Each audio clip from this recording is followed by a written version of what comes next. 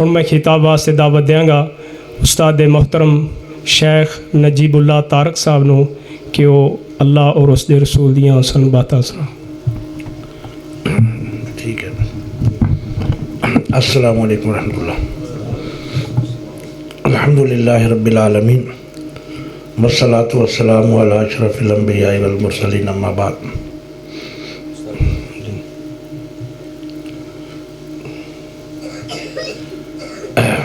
والعصر ان الانسان لفی خسر الا الذین آمنوا وعملوا الصالحات وتواصوا بالحق وتواصوا بالصبر.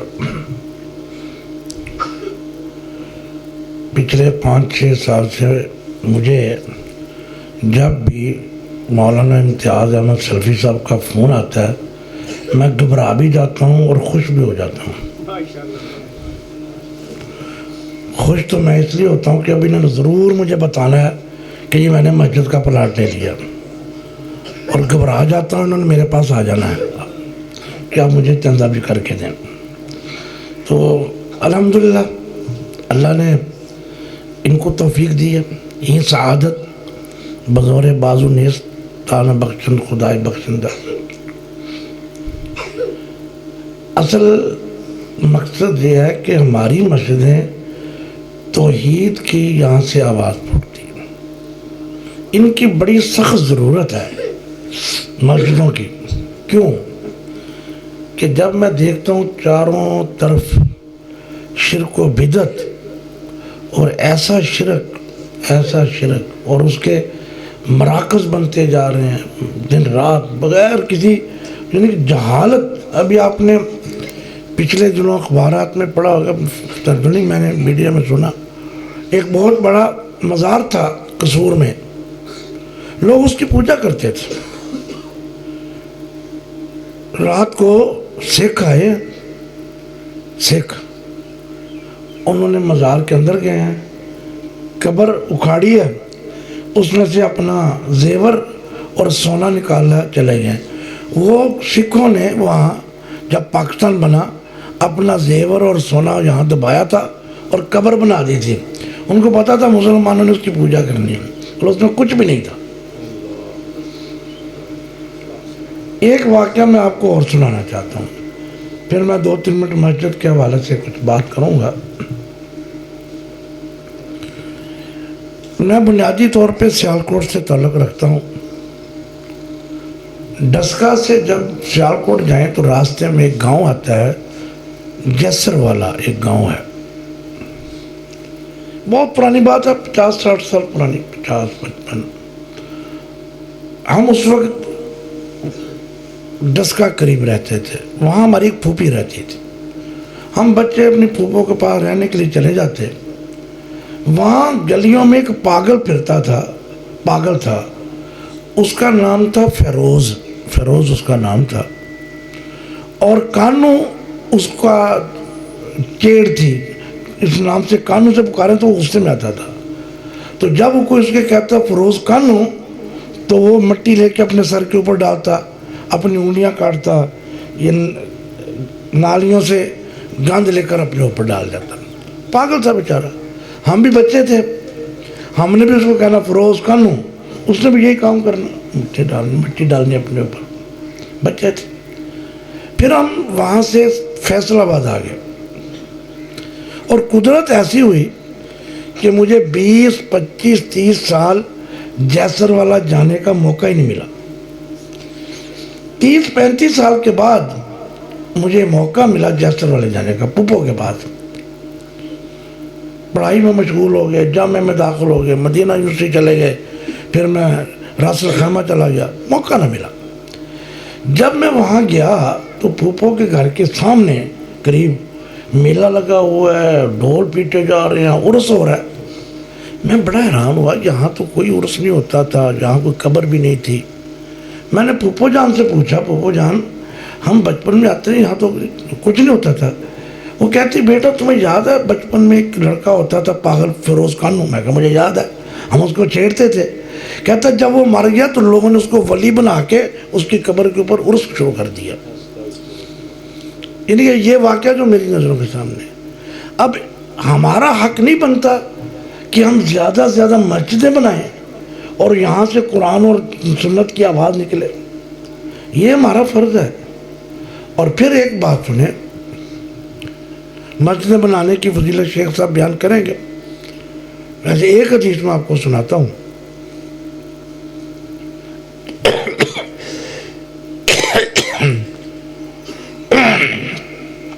قیامت کے دن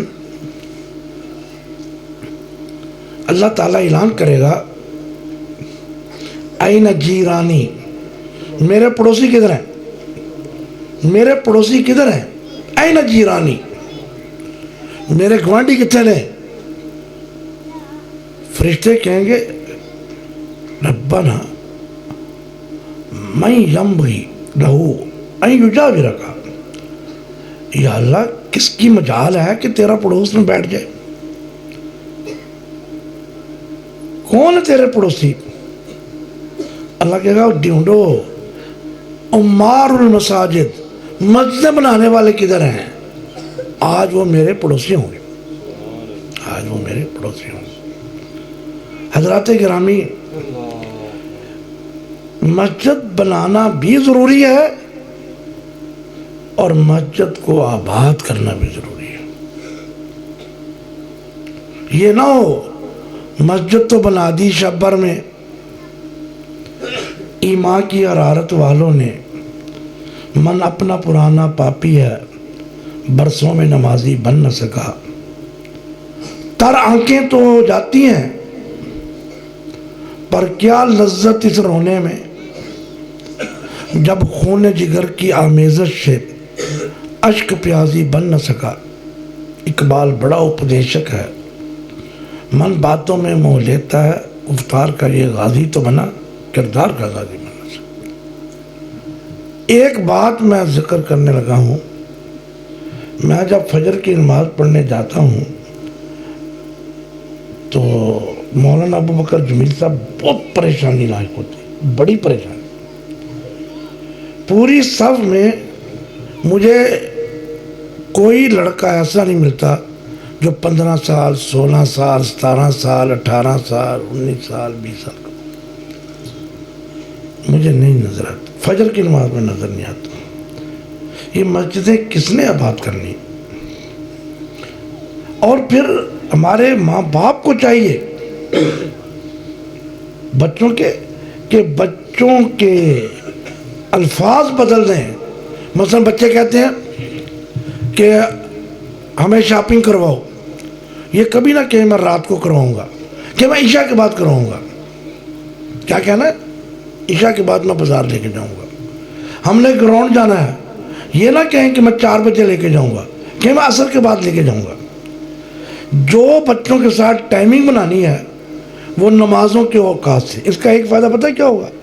کم از کم بچوں کو نمازوں کے نام یاد ہو جائیں گے، بچوں کو نمازوں کے نام تو یاد ہو جائیں گے. اور اسی طرح ہمارے لیے ایک بات بہت ضروری ہے، بلکہ آپ غور کریں، ہمارے ہاں جب کوئی ناراضگی ہوتی ہے، کوئی ماموں کے گھر چلا جاتا ہے، کوئی چاچا کے گھر چلا جاتا ہے، دادے کے گھر چلا جاتا ہے. ایک دفعہ حضرت علی مرتضیٰ اور حضرت فاطمہ کا کوئی تھوڑا سا مسئلہ بن ہو جاتا ہے گھروں میں، میاں بیوی تھے. نبی علیہ السلام حضرت فاطمہ کے پاس آئے رضی اللہ تعالیٰ نے، کہنے لگے علی کدھر ہے؟ کہتے لڑ کے غصے میں چلا گیا، کہیں غصے سے چلا گیا.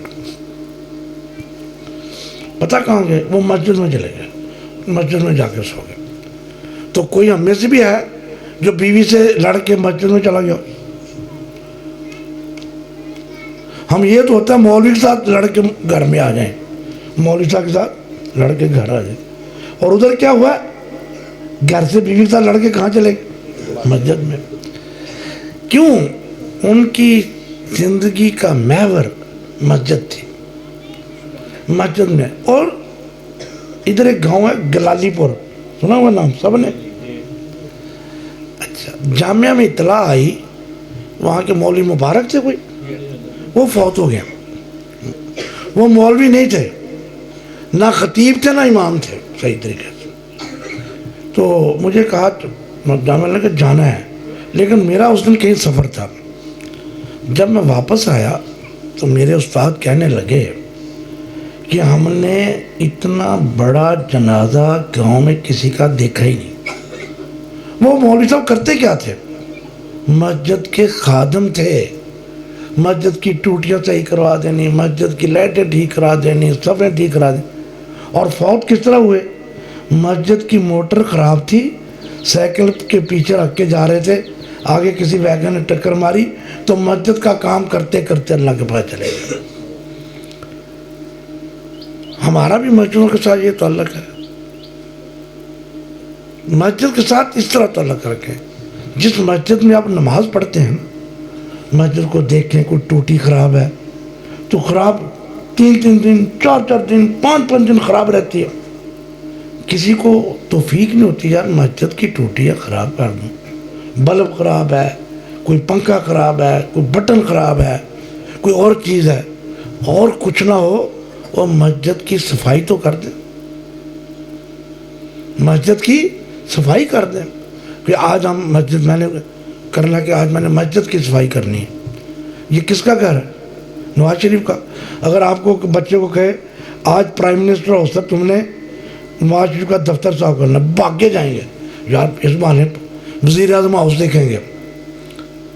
لیکن کہا جائے کہ آج مسجد کی صفائی کرنی ہے. یہ مسجد ایک ایسی چیز ہے، یہ مرکز ہے مسلمانوں کا. اور اہل حدیثوں کی مساجد تو ویسے ہی آپ کو پتہ ہے کیا توحید کی بات آتی، قال اللہ قال رسول کے بعد کس سے کہانی نہیں، قرآن کی آیتیں ہوں گی یا نبی کا فرمان ہوگا. تو میں سب سے پہلے تو امتیاز سلفی صاحب اور ان کے جو رفقا ہیں وہ کتنا موٹا سا بندہ بیٹھا جی، ان کو بھی ان کا ٹھیک ہے، یہ ان کے ساتھ ہوتے ہیں نا جی. جی بہت اچھے ہیں. میں کہہ سکتا ہوں موٹا سا، آپ نے نہیں کہنا، میرے تو شریعت ہے نا، جو مرضی ہوں موٹا سا کہہ دو مجھے مرضی. ان کے باقی ساتھی جنہوں نے جب مسجدیں بنائی ہیں، ایک تو دعا کریں کہ اللہ تعالیٰ ان کا مسجدیں بنانا قبول کر لے. یہ میں نے کیوں کہا قبول کر لے؟ حضرت ابراہیم نے جب مسجد بنائی تو یہی کہا تھا ربنا تقبل منا.